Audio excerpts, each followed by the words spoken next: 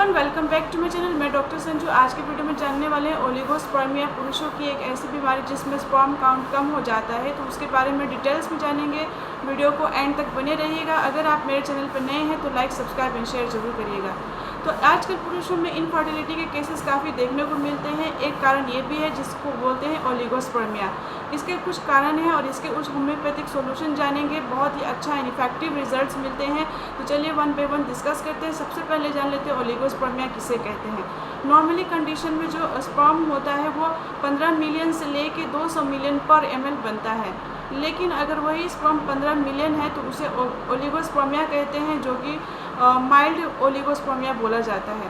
अगर ये स्पर्म जो है 10 मिलियन हो गए हैं पर ml तो उसे कहते हैं मॉडरेट, और उससे भी कम हो गया लगभग 5 मिलियन हो गए तो उसे कहते हैं सीवियर ओलिगोस्पर्मिया। और एक कंडीशन होता है जिसे कहते हैं ओजोस्पर्मिया, जिसमें कि बिल्कुल भी स्पर्म नहीं रहते हैं, शुक्राणु नहीं रहते, उसे कहते हैं ओलिगोस्पर्मिया, जिसमें नील हो जाते हैं, जीरो हो जाते हैं। तो लेकिन आज की वीडियो में हम लोग जानने वाले हैं ओलिगोस्पर्मिया। तो ओलिगोस्पर्मिया क्यों होता है उसके बारे में हम लोग डिटेल्स में जानते हैं। तो चलिए स्टार्ट करते हैं। जैसे कि क्या है मेल रिप्रोडक्टिव सिस्टम, किस तरीके से ओलिगोस्पर्मिया हो जाता है। एक तो ओलिगोस्पर्मिया होने का कारण बहुत सारा है। मेल के रिप्रोडक्टिव ऑर्गन में कुछ प्रॉब्लम, या जो स्पर्म बन रहा है वो रास्ते में जा रहा है, उसमें कुछ दिक्कत आने की वजह से, रास्ते में कुछ रुकावट हो गया, उसकी वजह से ओलिगोस्पर्मिया हो सकता है। सबसे पहले जान लेते हैं इसमें दो टाइप का ओलिगोस्पर्मिया हो सकता है, एक तो ऑब्स्ट्रक्टिव और एक नॉन ऑब्स्ट्रक्टिव। ऑब्स्ट्रक्टिव मतलब कि जो है ऑब्स्ट्रक्शन दे रहा है, कहीं ना कहीं रास्ते में प्रॉब्लम क्रिएट कर रहा है, और नॉन ऑब्स्ट्रक्टिव मतलब ऑर्गेन्स में प्रॉब्लम है।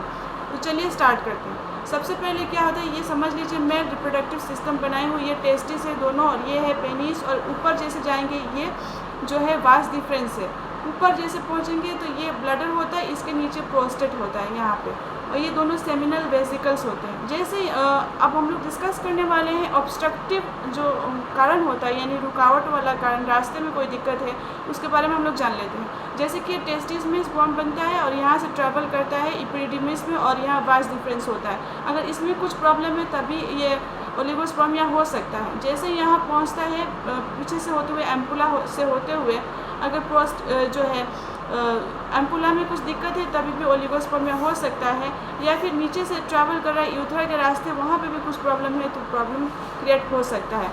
जैसे कि प्रोस्टेट में कुछ प्रॉब्लम है, प्रोस्टेट का भी काम रहता है जो है उस चीज़ को फ्लूइड मेंटेन करने के लिए बहुत ही हेल्पफुल रहता है।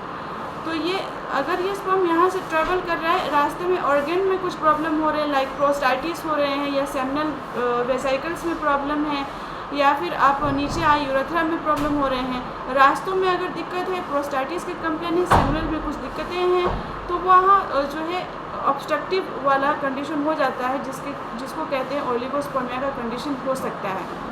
नेक्स्ट नॉन ऑब्स्ट्रक्टिव की बात करें, जिसमें कि ऑर्गन में ही प्रॉब्लम है। सपोज टेस्टिस की बात करें, ये टेस्टिस ही नहीं है, जिसे कहते हैं एनोर्किया, यानी कि टेस्टिस एब्सेंट है, टेस्टिस है ही नहीं, तो वो सीवियर कंडीशन हो सकता है। उसमें तो स्पर्म बन ही नहीं सकते बिकॉज टेस्टिस ही नहीं है। बाई बर्थ हो या फिर बाद में टेस्टिस ही नहीं है, तो क्या होता है कि फिर दिक्कत बहुत ज़्यादा होता है, सीवियर कंडीशन होता है। अब बात करते हैं अनडिसेंडेड टेस्टिकल्स। इसके बारे में डिटेल्स वीडियो मेरे चैनल पे जाएंगे तो मिल जाएगा।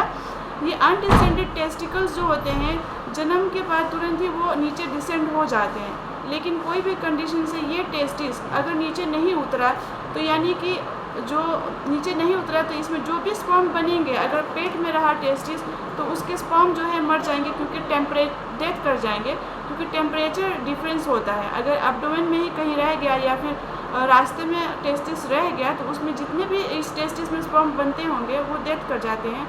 इसलिए उसको भगवान ने कुछ ऐसा बनाया है कि ये टेस्टिस बाहर रहता है स्क्रोटम में, ताकि बाहर का टेम्परेचर थोड़ा कम रहता है। लगभग 2 टेम्परेचर जो होता है, 2 डिग्री टेम्परेचर बाहर के इन्वायरमेंट में कम रहता है अंदर के बॉडी के टेम्परेचर से। दैट्स वाई जो है स्क्रोटम के अंदर टेस्टिस बाहर रहता है। तो इस कंडीशन से क्या हो सकता है कि अगर टेस्टिस में ही प्रॉब्लम है तो जो है ये कंडीशन हो सकता है अनडिसेंडेड टेस्टिकल्स। अब बात करते हैं सूजन। अगर इसमें सूजन हो और काइटिस, तो वो भी प्रॉब्लम हो सकता है टेस्टिस में।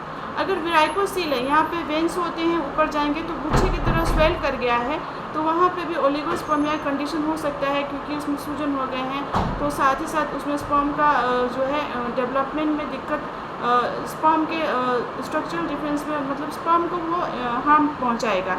नेक्स्ट बात करते हैं हाइड्रोसिल। अगर ये जो स्क्रोटम होता है उसके लाइनिंग में कुछ पानी भर गया हाइड्रोसिल, तब भी ये ओलिगोस्पर्मिया हो सकता है। तो ये कुछ कंडीशन थे, यानी कि रास्तों में कोई दिक्कत है या फिर ऑर्गेन्स में जहाँ स्पर्म बनते हैं उसमें कुछ प्रॉब्लम है तो ओलिगोस्पर्मिया की कंडीशन हो सकता है। और कुछ रिस्क फैक्टर होते हैं, जैसे डायबिटीज़ मेलाइटस के केस में पेशेंट को ओलिगोस्पर्मिया हो सकते हैं।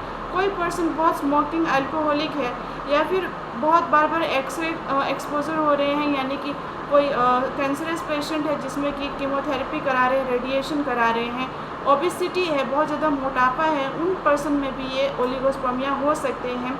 और इसके बहुत सारे लक्षण होते हैं, जैसे कि इसमें आपको सेक्सुअल वीकनेस हो सकते हैं, बहुत सारे कंप्लेन आ सकते हैं, स्पर्म की कंप्लेन आ सकते हैं। इन्वेस्टिगेशन में क्या क्या कराएंगे, जैसे कि टेस्टोस्टेरोन लेवल जांच कराएंगे। पर्सन का टेस्टोस्टेरोन लेवल अगर लो है तभी ओलिगोस्पर्मिया हो सकता है। एफएसएच की जांच कराएंगे, जो कि एफएसएच में कुछ प्रॉब्लम है तभी भी प्रॉब्लम हो सकते हैं। कुछ अल्ट्रासोनोग्राफी करा के जांच को देखा जाता है कि क्या प्रॉब्लम है। इसमें होम्योपैथिक सॉल्यूशन बहुत ही इफेक्टिव है, जो नेचुरल तरीके से स्पर्म को बढ़ाता है, तो बहुत ही अच्छे रिजल्ट्स मिलते हैं और नेचुरली बहुत ही हेल्पफुल रहता है। इसके अचानक से इसके स्पर्म काउंट नहीं बढ़ेंगे, बट कुछ समय तक आपको दवाइयाँ लेने पड़ेंगे, लगभग 3 महीने से लेकर 6 महीने तक, या फिर आपको 1 ईयर तक मेडिसिन लेने पड़ेंगे। अगर आपके कॉन्स्टिट्यूशनल मेडिसिन के साथ कुछ होम्योपैथिक दवाइयाँ दी जाए तो बहुत ही इफेक्टिव रहता है। कॉन्स्टिट्यूशनल मेडिसिन मतलब हर पर्सन का अलग अलग दवाइयाँ, हर जैसा पर्सन होता है वैसा कॉन्स्टिट्यूशनल दवाइयाँ होती हैं, उसके साथ कुछ होम्योपैथिक दवाइयाँ जो है बहुत ही इफेक्टिव है। तो चलिए जानते हैं one by one.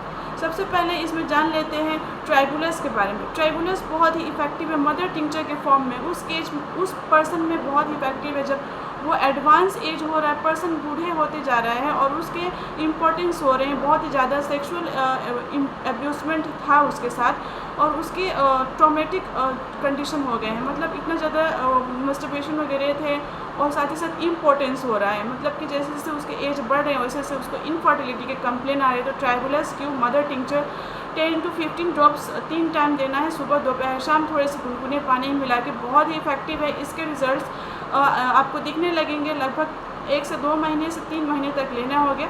Next medicine की बात करें नूफर लूटियम। नूफर लूटियम बहुत ही इफेक्टिव है उस केस में जब पार्ट्स बिल्कुल रिलैक्स्ड हो गए हैं, सेक्सुअल ऑर्गन बिल्कुल भी रिलैक्स्ड हो गए हैं, इम्पोर्टेंस हो गया है और उसका डिस्चार्ज होते रहता है, चाहे वो स्टूल के रास्ते हो या पेशाब के रास्ते हो, और उस कंडीशन में काफ़ी इफेक्टिव है। नूफर लूटियम मदर टिंचर के फॉर्म में स्पर्म क्वालिटी को भी इंक्रीज़ करने में हेल्पफुल रहता है। इस तरीके से इसको भी 10 to 15 ड्रॉप्स 3 टाइम्स देने होंगे, थोड़े से गुनगुने पानी में, 1 से 2 महीने के लिए, या फर्दर आपके डॉक्टर बताएंगे और कितने दिन चलाने हैं। नेक्स्ट मेडिसिन की बात करें एग्नेस कास्टस, बहुत ही इफेक्टिव है, चाहे यंग एज हो या ओल्ड एज हो, जो बहुत ही अपनी जवानी टाइम पे बहुत ज़्यादा गलतियाँ कर चुके हैं जिसकी वजह से उनके मास्टरबेशन की वजह से शारीरिक और मानसिक कमजोरी दोनों होते हैं, उस केस में काफ़ी इफेक्टिव है ये मेडिसिन। और उसको बहुत ही ज़्यादा वीकनेस हो गई, इम्पोर्टेंस हो गए, पार्ट्स बिल्कुल रिलैक्स्ड हो गए हैं, तो एग्नेस कास्टस ओल्ड एज हो या फिर यंग एज पीपल में, दोनों में काफ़ी इफेक्टिव है। इसके पोटेंसी आपको डॉक्टर बताएंगे कैसे लेने हैं। नेक्स्ट मेडिसिन की बात करें कोनियम। कोनियम उस केस में बहुत ही इफेक्टिव है जब बहुत ही ज़्यादा इमोशन होता है, उसको बहुत ही एक्सेस इमोशन होते हैं, डिस्चार्ज होते रहते हैं एनी टाइम, तो उस केस में भी काफ़ी इफेक्टिव है। कोनियम को 30 पोटेंसी में देने पड़ेंगे, सुबह दोपहर शाम 2 drops directly on turn. Next medicine की बात करें इसमें तो चिनिमम सल्फ बहुत ही इफेक्टिव है। चिनिमम सल्फ लिबिडो बिल्कुल ज़ीरो हो चुके हैं, सेक्सुअल डिज़ायर ही नहीं है, तो बहुत ही इफेक्टिव है। 30 पोटेंसी में इसको भी देंगे, बहुत ही इफेक्टिव रिजल्ट्स मिलते हैं। 2 ड्रॉप्स 3 टाइम्स डे, सुबह दोपहर एंड शाम। नेक्स्ट मेडिसिन की बात करें स्टेफिसिजेरिया। यंग एज में बहुत ज़्यादा यंग लोग पतले दुबले होते हैं, चिड़चिड़े होते हैं और बहुत ही ज़्यादा मास्टरबेशन वगैरह कर रहे हैं, अपने आप को सेक्सुअल एब्यूज़ कर लिए। अब उन लोगों को लिबिडो तो रहता है बट वीकनेस काफ़ी रहता है, तो ये भी बहुत ही इफेक्टिव मेडिसिन है। डामियाना क्यू मदर टिंचर, कोई भी सेक्सुअल वीकनेस में, चाहे उसको इम्पोर्टेंस हो गए हैं या वीकनेस महसूस होते हैं या फिर सेक्सुअल ऑर्गन बहुत ही ज़्यादा वीक हो गए हैं, तो डामियाना क्यू मदर टिंचर बहुत ही इफेक्टिव है। यह स्पर्म काउंट को इंक्रीज़ करने में हेल्प करता है, क्वालिटी को इंक्रीज़ करने में हेल्प करता है, तो बहुत ही इफेक्टिव है। डामियाना मदर टिंचर के फॉर्म में लेंगे, 10 to 15 ड्रॉप, सुबह दोपहर शाम, गुनगुने पानी में मिला के। एसिड फोर्स मदर टिंचर या फिर पोटेंसी के फॉर्म में आपके डॉक्टर बताएंगे लेना है, बहुत ही इफेक्टिव है। पर्सन बहुत ही ज़्यादा वीक हो चुका है, बहुत ही ज़्यादा डेबिलिटी रहता है, कमजोरी रहते हैं, साथ ही साथ ये मेडिसिन डायबिटिक पर्सन के केस में भी काफ़ी हेल्पफुल रहता है। अगर उसके सेक्सुअल वीकनेस हो गए हैं, इम्पोटेंसी हो रहे हैं, उसके बाल पके जा रहे हैं, बॉडी वीक हो रहा है, तो बहुत ही इफेक्टिव है। तो आई होप ये सारे मेडिसिन आपको समझ में आए होंगे। कोई भी मेडिकेशन अपने डॉक्टर से कंसल्ट करने के बाद ही लेंगे। एंड आज की वीडियो में बस इतना ही। मिलेंगे नेक्स्ट वीडियोस में कोई और टॉपिक पर। Till then take care, bye bye. And yes, कोई भी मेडिकेशन अपने डॉक्टर से सलाह लेने के बाद ही लेंगे। So that's all for today. Video पसंद आए तो लाइक, सब्सक्राइब एंड शेयर जरूर करिएगा। Take care and bye bye.